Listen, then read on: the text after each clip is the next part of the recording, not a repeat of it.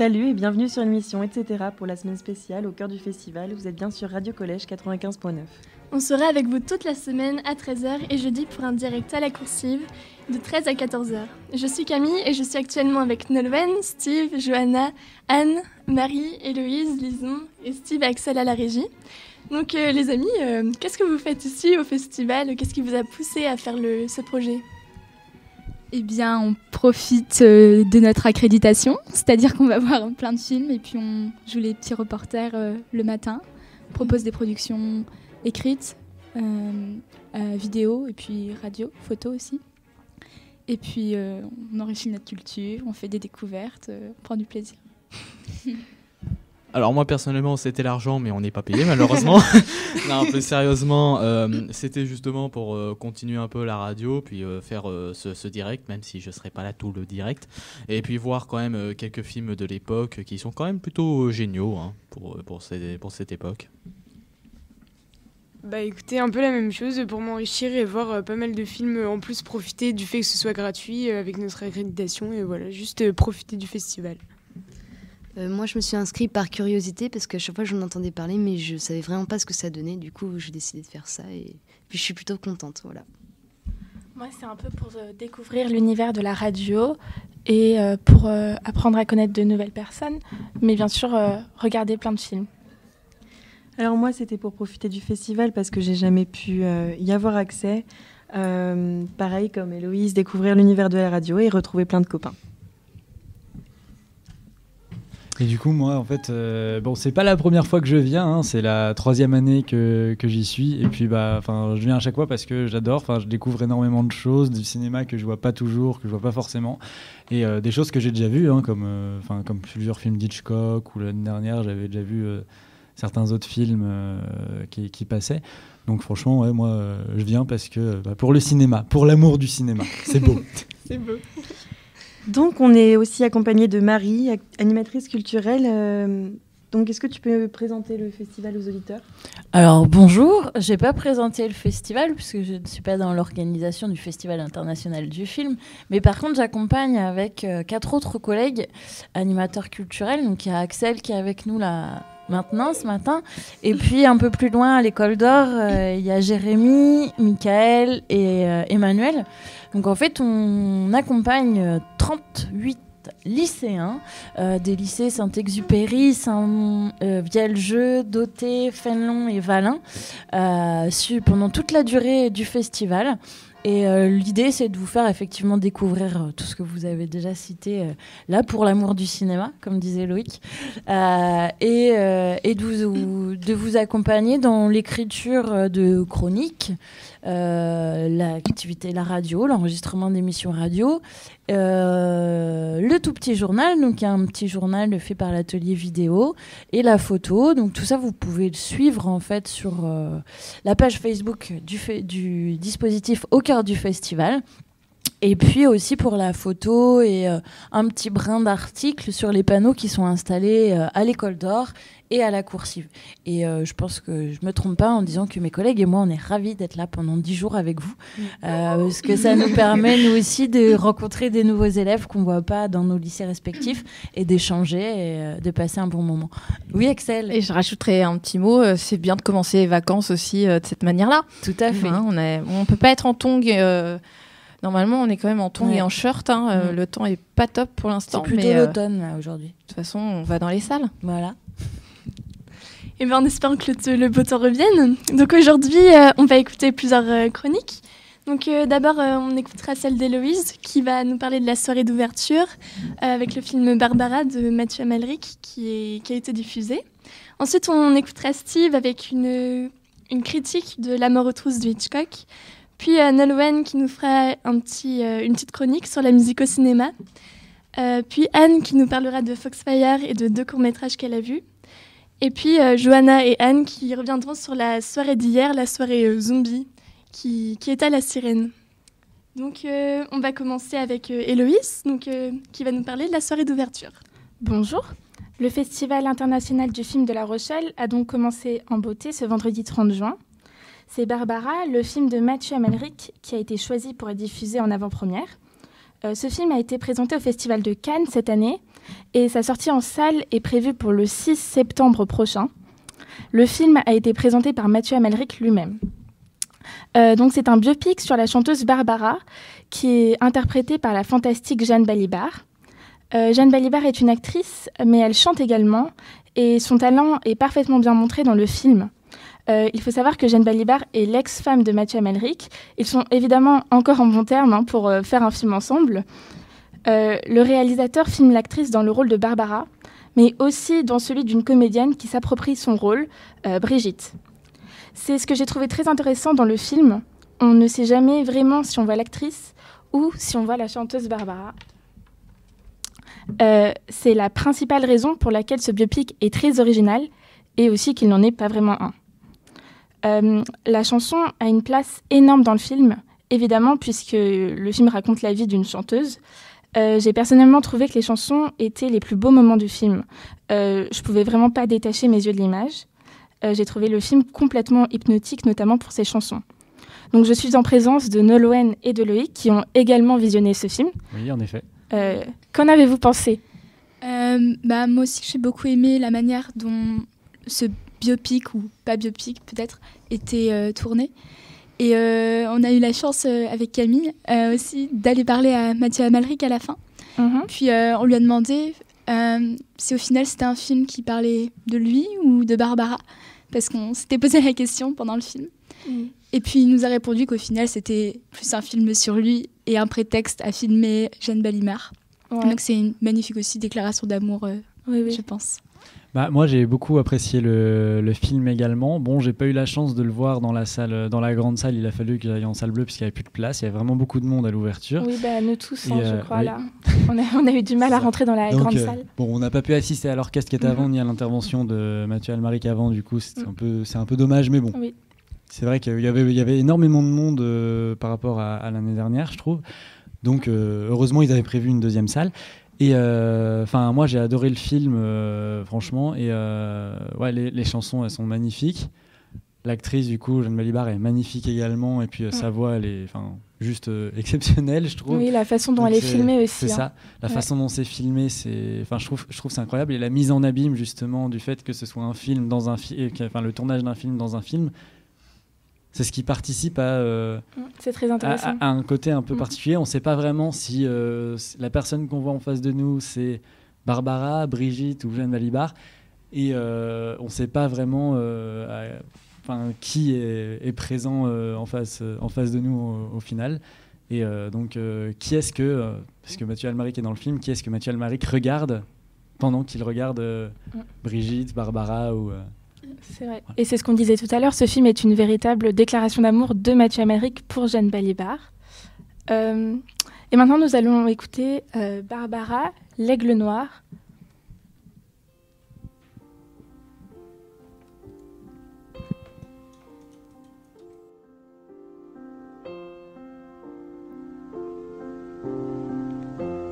Un beau jour, ou peut-être une nuit,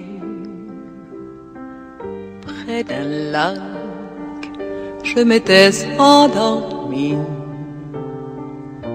quand soudain, semblant crever le ciel, et venant de nulle part, surgit un aigle noir, lentement, les ailes déployées, lentement, je le vis tournoyer près de moi, dans un bruissement d'ailes, comme tombé du ciel, l'oiseau vint se poser. Il avait les yeux couleur rubis et des plumes couleur de la nuit. À son front brillant de mille feux, l'oiseau roi couronné portait un diamant bleu. De son bec, il a touché ma joue. Dans ma main, il a glissé son cou. C'est alors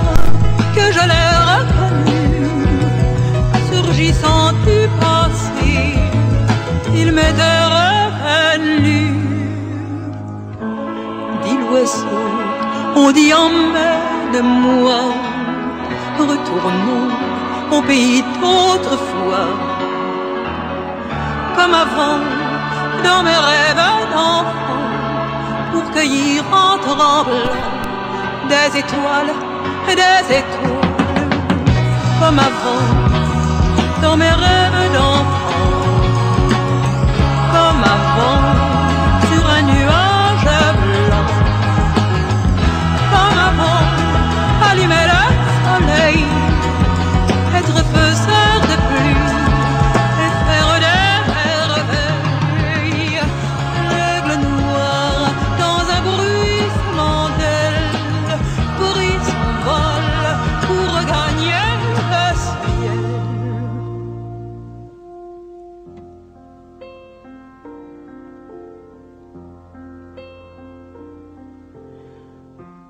Un beau jour, ou peut-être une nuit, près d'un lac, je m'étais endormie, quand soudain, semblant crever le ciel, et venant de nulle part, surgit un aigle noir.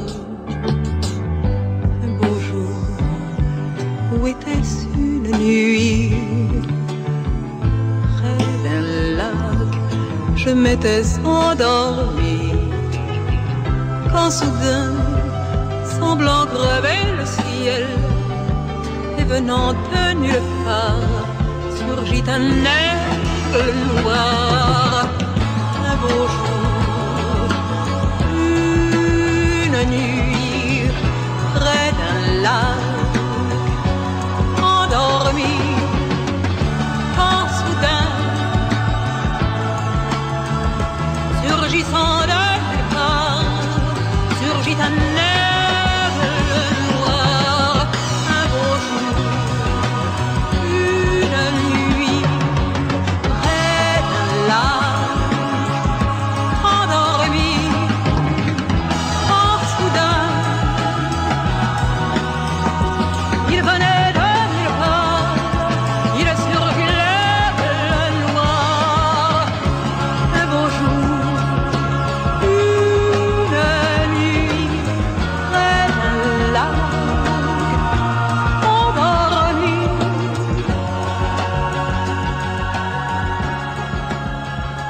Il venait de nulle part. Et c'était L'Aigle Noir de Barbara. Maintenant, on va se retrouver avec Steve qui va nous parler de La Mort aux trousses de Hitchcock, un film qu'il a vu ce week-end. Exactement, je l'ai vu ce dimanche à 17h15. Alors, je suis allé le voir parce que j'ai entendu dans notre QG à l'école d'or, si on peut appeler ça QG, que c'était un film génial de Hitchcock. Donc, du coup, je suis allé le voir comme ça pour voir. Alors, il est sorti en 1959, donc il est bien évidemment réalisé par Alfred Hitchcock, qui est une des 3 rétrospectives de cette année au festival, il me semble. Bien que ce nom m'est pas familier, je crois l'avoir vu il y a 2 ans, mais bon, je m'égare. Il dure 2h08, il est interprété avec Cary Grant et Eva Marie Saint, si je me trompe pas. C'est un film d'espionnage, thriller, et il est en VOST-FR. Autrement dit, ça veut dire que là, c'est dans une autre langue. Donc là, c'était en anglais, mais c'est sous-titré français. Ça veut dire version originale sous-titrée française. Voilà. Merci. Alors, au niveau de l'histoire, alors nous voyons Roger Thornhill, qui est un publicitaire dans la ville de New York, où il va se faire enlever par un certain Monsieur Townsend, je le prononce bien, oui, qui le confond par un espion nommé George Kaplan, et qui va justement tenter de se débarrasser de lui, mais il va pas réussir. Par la suite, personne ne va croire à son histoire d'enlèvement, et avec une autre série d'événements, devra échapper plusieurs fois à la mort, d'où le titre, par les hommes de Townsend, et éviter la police qui le recherche, vous verrez pourquoi, tout en recherchant son unique moyen de sortir de cette situation, retrouver le vrai George Kaplan. Alors, moi personnellement, j'ai plutôt bien aimé. Je sais que Héloïse, tu l'as vu, toi aussi, ce film. J'ai aussi vraiment beaucoup aimé. C'était la première fois que je voyais ce film et c'est vraiment une excellente surprise. Ouais, ça a été moi aussi la première fois. Honnêtement, j'ai repéré deux parties. Alors, je ne vais pas trop vous spoil. Hein. Pour moi, il y a la partie esquive de la mort où justement Roger va vraiment tout faire pour éviter de se faire tuer. Et la partie que je considère George Kaplan, où il va plutôt jouer le rôle de George Kaplan pour réussir à s'en sortir, genre par exemple aller au danger, tout ça. Même si la première partie pour moi était beaucoup plus intéressante, parce que c'est là où justement vient le titre, La mort aux trousses. Après, l'humour était plutôt drôle. On a eu quand même quelques ricanements dans la salle. Notamment, je me souviens quand quand Roger est dans un ascenseur au début du film avec sa mère et qu'il y a ses ravisseurs à côté de lui et que sa mère dit « Vous voulez essayer de tuer mon fils ?» et que tout l'ascenseur avait rigolé. Ça m'avait fait beaucoup rire. Après, il y a un comique de situation avec Kaplan parce que dans les 30 minutes du film, je ne vais pas vous dire qui c'est, on sait qui est réellement Kaplan. Et c'est un peu drôle parce que quand on sait qui c'est, on plaint un peu le pauvre Roger. Bon, après, évidemment, au niveau effets spéciaux, tout ça, c'est de l'époque, hein, c'est de 1959, c'est clairement pas comme ceux d'aujourd'hui. Donc, si vous aimez pas les films de l'époque, pas de bol. Mais bon, honnêtement, c'était plus bien fait. Et aussi, un dernier truc que j'ai pas trop aimé, c'est à propos de la fin. Donc, rassurez-vous, pas de spoil. La scène finale, en fait, personnellement, je l'ai trouvée un peu lente. C'était lent, ça s'enchaînait pas trop vite et tout ça. Et aussi, à un moment donné, il y a un personnage qui va être en danger de mort. Et justement, d'un autre personnage qui va tenter de l'aider et tout ça. Alors qu'on se demande s'ils vont ressortir et tout ça. Hop, ellipse, une petite scène. Et le truc, le mot fin. Ça, c'est excellent. Je pense que c'est le plus beau passage du film. Oui, et c'est plein de symbolisme. Ça peut ne pas te plaire, mais c'est quand même une scène mythique du cinéma. Ouais. Pour moi, je m'étais en mode ok, c'est fini, on saura pas ce qui s'est passé. Bon, après, heureusement que c'est un film de l'époque, parce que de nos jours, je suis pas sûr que ça passe hein, dans nos cinémas. Ouais, je pense si. Vraiment, peut-être. Je pense qu'il accorde vraiment de l'importance au symbolisme dans l'histoire. Au symbolisme. Ouais, bon. Oui. Après, tant mieux si vous l'avez aimé. Bon, perso, c'est peut-être le seul détail du film qui m'a un peu gêné, mais bon. Franchement, je vous conseille d'aller le voir. C'est vraiment un des meilleurs films d'Hitchcock, apparemment. Peut-être même le meilleur, non ? Ça dépend, mais oui, en tout cas, c'est sans doute un de ses plus grands chefs-d'œuvre, hein, vraiment La mort aux trousses. Oui, c'est un film culte. Et donc justement, si vous n'avez pas eu la chance de le voir, ne vous inquiétez pas, il est encore rediffusé 2 fois. Le samedi 8 juillet à 17h15 dans la première salle de l'Olympia, ainsi que le dimanche 9 juillet à 10h aussi à l'Olympia. Si vous ne voyez pas où est l'Olympia, c'est tout simplement le CGR qui se trouve à la place de Verdun, à côté du Carrousel et de la pharmacie. Voilà. Merci pour les précisions. Vous êtes sûr de ne pas le louper. Merci beaucoup Steve. Et maintenant, on va avoir une petite chronique sur la musique au cinéma avec Nolwenn. Bonjour. Alors, comme vous avez peut-être pu le constater, le Festival international du film de La Rochelle n'est pas uniquement consacré au cinéma, et c'est ce que je trouve génial. Et donc, depuis quelques années, il y a l'accent qui est mis sur la musique de film. Et tous les ans, il y a des compositeurs qui sont accueillis, des musiciens. Il y a aussi des partenariats avec le conservatoire, des élèves qui vont jouer notamment dans la semaine pour un ciné-concert. Est-ce que je vous invite à aller voir ? Non, je ne fais pas de la pub pour mes amis musiciens qui jouent au conservatoire. Et donc, moi, j'ai assisté à plusieurs conférences ce week-end à propos de la musique au cinéma. Une première sur les génériques de Hitchcock, qui s'appelait Fenêtre sur Hitchcock. Donc, comme on vient de parler de La mort aux trousses, excusez-moi. Et donc, moi, j'ai bien aimé cette première conférence, même si je l'ai trouvée pas très interactive en soi. Elle était présentée par l'association We Love Your Name, qui s'intéresse au générique, donc notamment Hitchcock, qui est un peu le Graal du générique. Il a fait appel à beaucoup de publicitaires pour ses génériques. C'est quelque chose qui est vraiment très travaillé chez Hitchcock. Ça a été un des premiers à beaucoup travailler sur les génériques aussi, à vraiment lui redonner une importance plus grosse que ce qu'elles avaient au départ. Oui, puis on va retrouver l'empreinte de Hitchcock dans les génériques maintenant, dans énormément de films. On peut dire que c'est le pionnier en cette matière. Et donc, il y avait aussi l'intervention de Stéphane Le Rouge, qui a mené une autre conférence le lendemain, qui s'appelait la Leçon de musique, où il accueillait le compositeur Bruno Coulet, qui est un compositeur aux œuvres assez diverses, donc qui a composé la musique de Microcosmos, à Les choristes aussi, en passant par Brice de Nice 3. Donc c'est vraiment Il a plein de ressources. Et puis, c'est un compositeur qui ne s'est pas tout de suite intéressé au cinéma. Enfant, il rêve de musique, il étudie le piano, le violon. Et puis, c'est un peu par hasard qu'il va tomber dans la musique de film. C'est François Reichenbach, un grand documentariste, qui va lui demander d'écrire la musique d'un de ses films sans lui demander ce qu'il a fait avant. Et donc, c'est comme ça que le cinéma va prendre Bruno Coulet. Donc la musique, pour lui, il l'a définie comme une espèce de monstre qui habite le film, qui est tantôt un peu tapis dans l'ombre et puis qui peut aussi envahir le spectateur à chaque instant. Et donc si cette musique est au service du film tout le temps, le compositeur, lui, n'est pas forcément au service de l'auteur. Donc Bruno Coulet nous l'a bien rappelé. Et donc c'est vraiment le film qui va diriger la musique, le compositeur. Et la musique doit être un élément du film à part entière, non pas un simple rajout. Cette musique doit pouvoir exister par elle-même, à la fois prendre un tout nouveau sens lorsqu'elle est associée à l'image d'un film. Et puis, elle n'a pas non plus à guider trop le spectateur, parce qu'il ne s'agit pas d'une simple retranscription musicale de ce que l'on voit à l'écran, comme c'est souvent le cas à Hollywood, notamment, où les musiques de films sont parfois tellement descriptives que, sans même voir le film, on va comprendre ce qui se passe. Donc la musique doit guider, se contenter de prendre le spectateur par la main, donc quelquefois lui ouvrant le chemin, quelquefois le lui laissant ouvrir. C'est quelques phrases de Montaigne que je signe là. L'influence du bac de français est encore palpable. Oui. Et donc je conclurai avec une citation que Stéphane Le Rouge nous a dit à la conférence, qui est « Le cinéma est un art où il faut avoir du talent à plusieurs », qui est une citation de Billy Wilder. Et citation que je trouve très juste, je ne sais pas ce que vous en pensez. Oui. C'est exactement ça. Donc voilà. Et merci beaucoup Nolwenn pour cette chronique très intéressante. Et on aura aussi, toute la semaine, on va essayer de retrouver cette musique au cinéma, donc dans nos émissions. Ce qui sera un peu comme un fil rouge toute la semaine. Rouge. Alors maintenant, on va voir une chronique de Anne qui va nous parler de Foxfire et de 2 courts-métrages qu'elle a vus. Donc Le Diable s'amuse et Pickpock ne craint pas les entraves. Donc bonjour, ce week-end, le dimanche 2 juillet, je suis sortie au cinéma. Alors je suis allée voir Foxfire, Confession d'un gang de filles. Donc c'est un film de Laurent Cantet, sorti en 2013. Donc le film raconte l'histoire de plusieurs filles faisant partie du même groupe de copines. Elles décident de créer un gang nommé Foxfire, dont le symbole est une flamme qui brûle et qui brûle.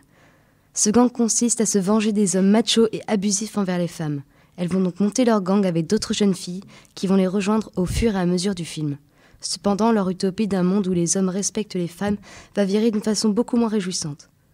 Je vous conseille d'aller voir ce film qui montre un groupe soudé et sûr de ses principes sectaires. Donc si ce film vous intéresse, il est rediffusé samedi 8 juillet à 10h à l'Olympia, salle 1. Voilà.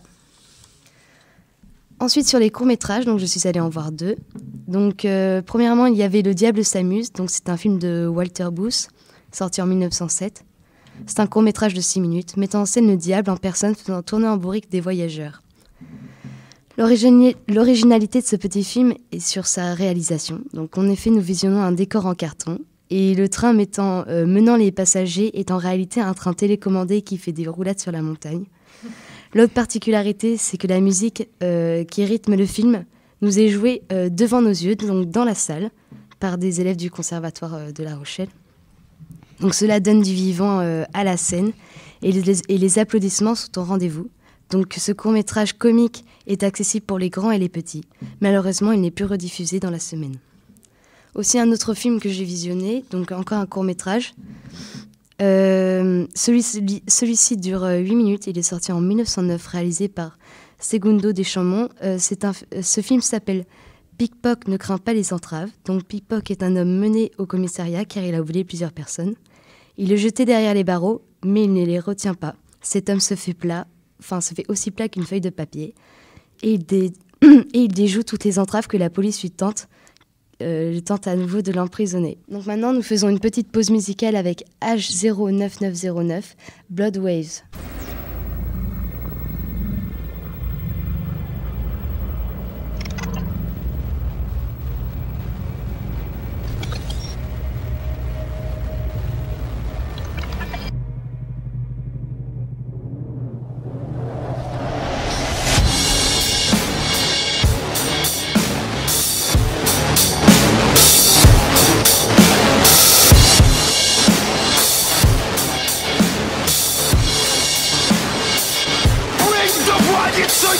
step, whoop whoop whoop, pop cerebral cortex, whoop whoop whoop, presidential vortex, socking out the Pyrex with my pad on the forehead. Tell me what your country, your religion, what your God says. Just bloodshed, no justice, no peace, just war and torture. The more you bleed, the more we conquer.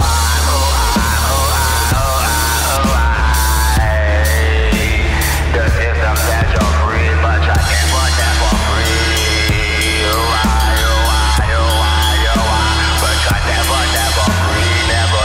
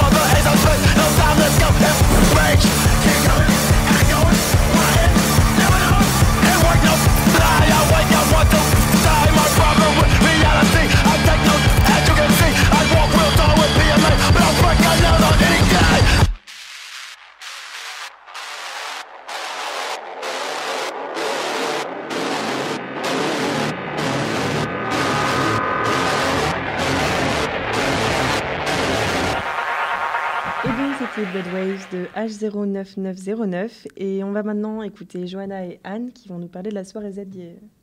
Donc nous nous retrouvons juste après le générique de la célèbre série The Walking Dead qui vous donne un avant-goût putride sur notre chronique, donc celui de La Sirène qui a accueilli des zombies et a fait de la musique à réveiller les morts. A tout de suite.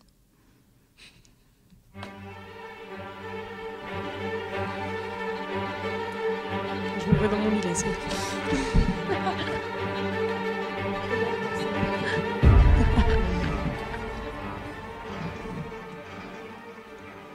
Donc du coup, hier soir, on est allé voir à La Sirène la soirée Z. Donc c'était une ambiance vraiment zombie. Donc on nous a d'abord présenté le film Dead Snow 2. Et ensuite, ça a été suivi par le concert de H09909 qu'on vient d'écouter. Qu'est-ce que t'en as pensé, Anne ? Alors le film que nous avons visionné était absolument gore, mais tourné d'une façon extrêmement humoristique. Du coup, ça faisait mieux passer la pilule. C'est une ambiance complètement hors du commun. Vraiment, avec Johanna, on a beaucoup rigolé. Surtout qu'on nous donne un zombie dedans qui est adorable. Enfin, vraiment, nous, on lui a donné carrément un surnom tellement il était drôle. Donc, c'est vraiment un film que je vous conseille de voir juste pour rigoler. Franchement, il est détente. Et en fait, parmi les moments humoristiques, on retrouve aussi des aspects historiques et certaines références à ce qui a pu se passer dans la réalité. Et c'est pour ça qu'il est hyper intéressant, au-delà du point de vue juste drôle du film. Aussi, on relève complètement le registre épique dans ce film avec les zombies russes contre les zombies nazis qui se battent en plein jour au milieu d'un tout petit village. Enfin, c'est... Ça a l'air vraiment barré comme truc. C'est génial. Franchement, si je peux vous conseiller un film pendant ce festival, c'est celui-là. Voilà. Donc après le concert hors du commun. Je sais pas comment vous décrire à quel point le son était fort. On avait l'impression justement que nos organes essayaient de sortir. Ça vibrait en même temps que la musique. Pour définir un peu le genre, ils se définissent comme du punk rap. Donc je saurais pas vous expliquer, c'est vraiment fort comme musique et ça crie juste tout le temps en fait. Mais c'est bien quand même, ça a mis une bonne ambiance et tout le monde était content d'être là. Oui, justement, on s'attendait à ce qu'il y ait beaucoup plus de personnes, mais au final, je sais pas combien on était, mais on était environ une cinquantaine. Non, on n'était pas beaucoup, mais il y avait quand même juste ce qu'il fallait pour avoir une très bonne ambiance. Et donc c'était tout pour aujourd'hui, on se retrouve demain à 13h pour une nouvelle émission. Et en attendant, vous pouvez nous retrouver sur la page Facebook Au Cœur du Festival ou celle de l'émission, etc. Ou alors sur Twitter encore avec @etc. Syntex. Et on se retrouve également pour un direct d'1 heure le 6 juillet à la Coursive. À demain. Salut. À demain, 13h également. À demain. Au revoir. Au revoir.